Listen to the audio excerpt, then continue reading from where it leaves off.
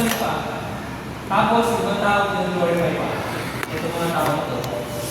Dahil, umaman sila, sumalit, magnanakaw. So, let's see what the scripture tells us about lying.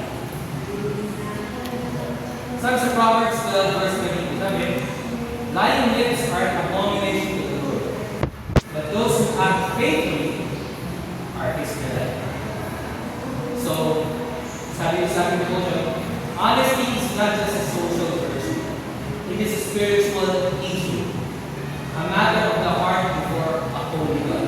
Scripture does not treat lying as a small weakness or a minor flaw. It calls it an abomination, something deeply offensive to the God who himself, the God of truth. So sabi dito, yung pagsasabi ng totoo, yung honesty, magiging tapat in everything to us na ating bagay. Eh, hindi social virtue. Hindi para good karma. Pag nagsabi ako ito, magiging tapat kayo sa aking matao, para sabihin ng mga tao sa paligid ko na ako ay tapat na tao. Hindi siya social virtue.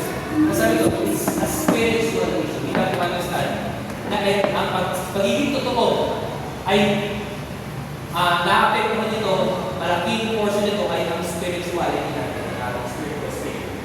So, yun ay nag-uugat sa kung ano yung nilalaman ng ating puso. Isa, binasa natin kanina, nag-uugat ito sa katotohanan ng Diyos. Sabi ng Biblia, kung sabi, na ang Diyos ay siya mismo ang katotohanan. Tuloy natin.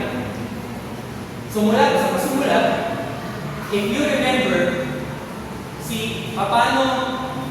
anong ginawa ng ahas sa Garden of Eden? Kay Eva at Adan, di ba? Dinisip. Nagsinungaling. Sabi ni Satan, kapag kinain nila, magiging tulad ka ng Diyos. Yung sinabi niya, diba? Hindi ito yung sinasabi ng Diyos. Ayaw na niya maging wise or katulad niya. Malaman ang mali. So, inawin may katotohanan doon. Diba? Nakikita nyo. Kasi, kapag kinain talaga niya yung evocadan, malalaman nila ang tama at mali. Pero, sa katotohanan, tinag-twist ng demonyo ni Satan at nilalagyan sa pamalikan. A little sin, nagkatawag nila ng white lies. Diba? Medyo may totoo, medyo may katotohanan sa aspect. Pero, ang pinaka-ugat nun ay kasinungalingan. Sa lahat ng bagay sa karoon natin ngayon. Ganyan ang tingnan. Yan ang pinaka-weapon ni Satanas sa ating mundo. May a little bit of truth. Pero ang pinaka-ugat.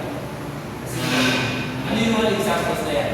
Maraming mga, let's sabihin na natin, mga simbahan na ginagamit. Alam niyo ba yung mga simbahan na yung mga pastor sobrang kayaman? Alam niyo? We call those churches prosperity gospel. And I believe ang mga prosperity gospel are not good churches. The Bible never teaches us anything about being super wealthy. Sobrang yaman ka. Lahat sa'yo. Kuha mo lahat ng gusto mo sa'yo. Kasi ayaw pa nga sa akin yung sa sila. Kalikuran mo yung mayaman. Remember yung mga sa kanya. Ibenta mo lahat ng aliyaya mo sumunod ka sa akin. Of course, hindi ito yun. Kasi sabi ko na natin. Ibenta niya. Talaga. Ibig sabihin lang, are you willing? Willing ka ba na mawala lahat sa sa'yo kasi kung pinaka-importante sa hindi yung mga kaimanan na yan. Kundi ako. Ito sabi ni Jesus eh. Kaya kung meron prosperity gospel, that's what prosperity gospel teaches. A little bit of truth. Tinutugo din nila. Babasa sila ng verse. Tutugo nila mabanggit nila ang salita ng Jesus Christ. Pangalan ng Jesus Christ.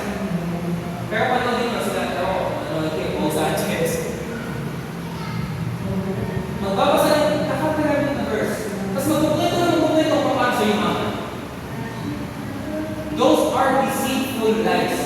Ngayon, people are coming to them, their church. Magpapamembo, mag-offer sa kanila. Why? Because those churches promises, kung nag-offer ka ng madami, babalsin mo rin yan, dayaman ka. So ngayon, ay para pumunta doon, not to serve the Lord, pero para pumunta doon, para yumaman din sila. So akala nila, they're being deceived na, kasi sumusunod sa Panginoon. But they are not. So from the beginning, deceit has been the mark of the enemy.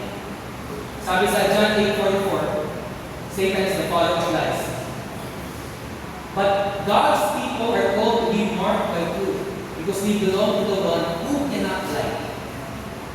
It's Jesus yun. To walk in His honesty is to live in a way that contradicts the character of the God we claim to follow. So if we claim to follow God, this honesty, hindi honest, sa lahat ng areas, ay inconsistent, contradicting. Kapag sinasabi niya, tayo ay follower ng Panginoon. Honesty flows from our inward heart. Magkanabi tatlong points. Ang honesty ay nagpo-flow yun mula sa renewed heart. Dito sa aming church, natuto namin na kapag ikaw ay mananampalataya ng Panginoon, ikaw ay magpalitaya kay Jesus, nag-realize mo na ikaw ay makasalanan, isinubo mo yung buhay mo kay Kristo, inamin mo kailangan siya, yung death, burial, and resurrection ni Jesus ang cross, ang nagligtas sa'yo. Kapag yun ang iyong buhay, nangyari ko sa iyong buhay, ay ikaw ay may renewed heart. All things has passed away, behold, all things have become new. Bago ka na, you are a new creature. So ang pagiging totoo, honesty, yung katotohanan, flows from a renewed heart. So it's really very, tawag dito,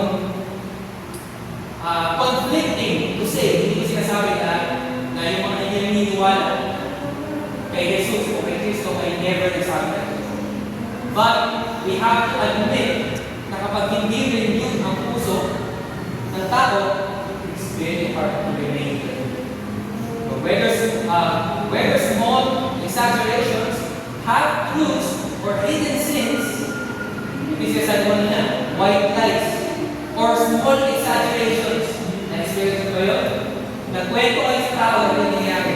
Pagdating nyo sa akin, sa sumunod na kwentuhan na, may isang dagdag na, may additional na. Those are small exaggerations, and those are lies. Yun ay kasinungalingan. Or hidden sins, o yung mga tinatawag na kasalanan. Of course, wala naman sa kasalanan kung sabi perfecto yung hindi nakakasalan. But those hidden sins are dishonesty, hindi pagkikapat kasi. But when Christ saves us, in the sign of Cristo, He gives us a new nature.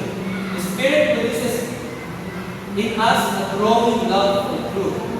Yung Spirit, nagpo-produce sa atin ng pagmamahal sa katotohanan. Na-experience nyo na ba ito? I'm not sure kung yung iba dito ay we call in the faith o yung may parang-baptized. Pero sa mga playing Christians na nag-experience nyo ba yun? When you hear, may kasinungalingan, when you hear like a deception, sa society natin marami yan ba? Yung mga ideologies, ito tama to, gawin natin to, abortion is okay. Who believes in abortion here? Who supports abortion? Here. Sige, okay na yan. Nagbubugbog lang ito ang mga dito. Yung mga ganun, sasabi nila, okay yung abortion. Okay yung marital sex. Okay yung homosexuality, same-sex marriage. Okay yun. Ano pa ba? Tulad yan. Ang tawag ito, yung grind culture na tinatawag nila, nakasama mo lahat, sa homosex pa. Yung mga ganyan bagay. Yun ay mga nag-uugat yun sa kasalanan. Pero pag ikaw Kristiyan, mag-experience naman parang sakit. May nabasa ka sa social media na comment ng isang tao na alam mo na nag-uugat yun sa deception or mali or something. Parang hindi mo pigilan sa mga. There's so many times sa akin, ito nakarang late lang na madalas ang nasa mga dito kasi meron akong mga programs sa research sa CNC. So, ang dami ko na yung feeds about atheism, about homosexuality, at may mga tao ka na proud na mga class, may sabi nila yun.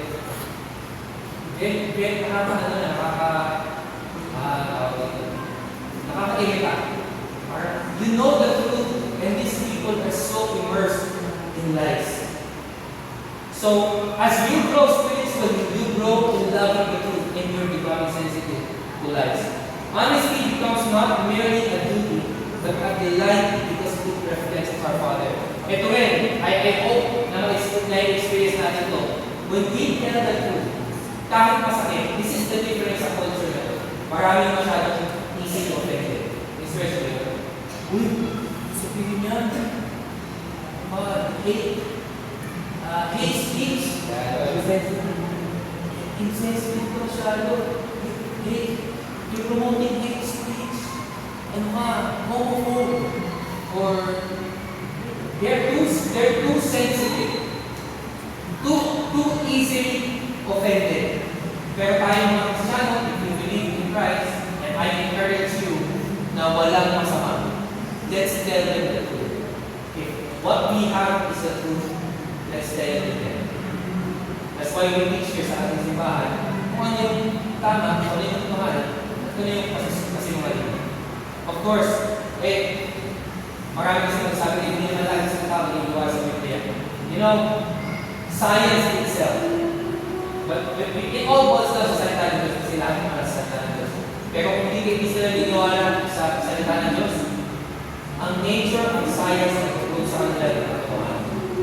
And marami sa ideology ngayon sa lugar, even sa science. So number 2 natin, honesty protects fellowship. This is also very important.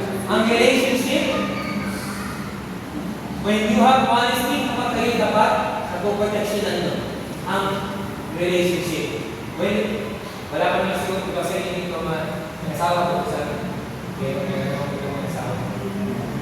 O sa amin, pero siguro sa ibang relationship, sa kapatid, kaibigan, pamilya, when you remain honest, nagsasabi ka ng totoo, kasi hindi totoo na, kasi baka, kung sinabi ko sa mga totoo, magalit sila sa akin, iwanan nila ako, hindi sila kaibigan.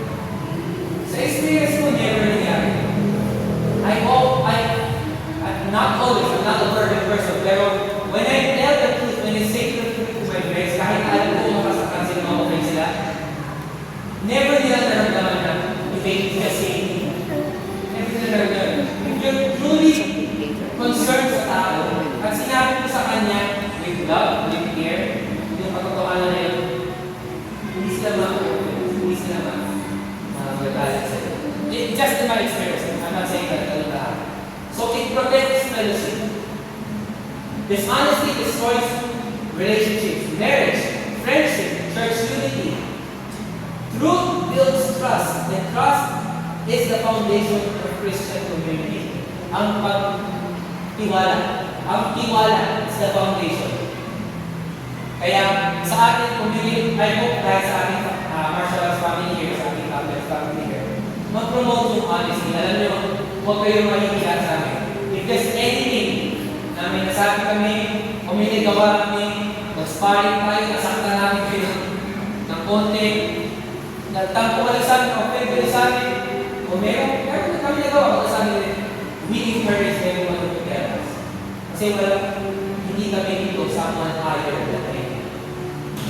Yes, we trained many years para maging black belts, pero ang purpose lang naman nakita ko rin, ang purpose ng maging black belt ko mag-share lang din kung ano yung paalaman ko sa inyo. Tapos, it turned out na ako pa yung natututulan sa inyo. So, we encourage here, natutunin nyo lang kami. Yes, there tayong leadership, of course, kaya inalis yun. Pero ituloy nyo kami as mga kapatid natin, as equal. Tell us, dito sa sasama si Baal, kaya mga pastor namin dito, we encourage the members na don't look at the pastors as someone higher. We are all equal. If we do something wrong, tell us. Why? Because trust and truth is the foundation of the community, a healthy community. So I hope we practice that. Hindi lang dito, pero sa lahat ng ating mga family members, friends, and everyone na we're in the relationship with. Ito pa isa, honesty displays the gospel. Kapag ikaw ay totoo, ikaw yung sinasabi nga nila, you are the open Bible. Kapag ikaw ay totoo sa sarili mo, totoo, pinapakita mo sa tao, nakikita ng mga tao, something different with this person. It's just totoo lang siya. Kasi, hindi Christ respected house. He never tricks anyone, he never lies to anyone, tapat lang siya sa kanyang ginagawa. You are being the gospel. It displays the gospel. Every act of fruitfulness points to the one who is the truth. Bakit? Ang sabi niya kanina, God is truth. And if your life ay in the truth, you display God too. Lastly, honesty begins with honesty before God. Sabi ko, before we can be honest with others, we must be honest with God. Confessing sin openly, without excuses or hiding. Huwag yun kaya mag-hide sa Panginoon. But we still confess sa Kanya, sa ating mga kasalanan. The gospel frees us to do this because Christ has already borne the penalty of our dishonesty on the cross. And that's what should give us confidence, no? Na whenever we fail sa atin, hindi sa nag-fail pa tayo sa kasalanan, si Kristo na perfect na yun. So yung ating kabanalan ay nakalilay kay Kristo. We come not with fear, nalapit tayo sa Panginoon kung tayo nagkakasala, but with confidence na dahil maawain na, dahil gracious ang Diyos. So yung ang main point ng ating devotion ngayon ay yung lakad natin sa Panginoon na may nagkapalan. Basically sa ating buhay. So that's just what I want to share. I hope, again, sa lahat yung sinasabi, yung training natin doesn't end sa physical. I hope spiritual training, spiritual combat ay pinapractice natin. Ang sarap na narito. Ang sarap na we train, we get hurt, we sweat, we struggle, we sacrifice to be better martial artists. I hope we do that in spiritual. We prepare, we grind, we work hard para maging ready tayo spiritually. Not just physically. So that's our devotion today. Let's put our context this morning. Natin sa lalim ngayon, praise you once again, Lord, for the word you've given us, the praise you for your goodness, for your grace. We thank you for teaching us about honesty, Panginoon. Tulungan niyo po kami ng tapat sa lahat ng areas na aming buhay.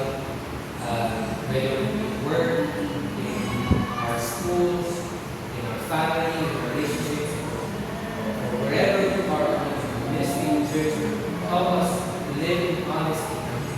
Ipakita niyo sa atin na yung katotohanan ng presensya ng Diyos nila. Totoong Diyos ay supposed to be ng buhay sa aking inyong mga mananampalataya. Tulungan niyo mga kapag-aaral ng Panginoon. Nawa sa daigdig salita ninyo na i-share sa kanila ng mga Kristo. We praise you once again, Lord, for your great goodness. We praise you once again, Lord, for your goodness, for bringing us to this place. And yung tapat sa amin, Panginoon. As you be faithful to us, help us to be honest with you. And once again, for some righteousness.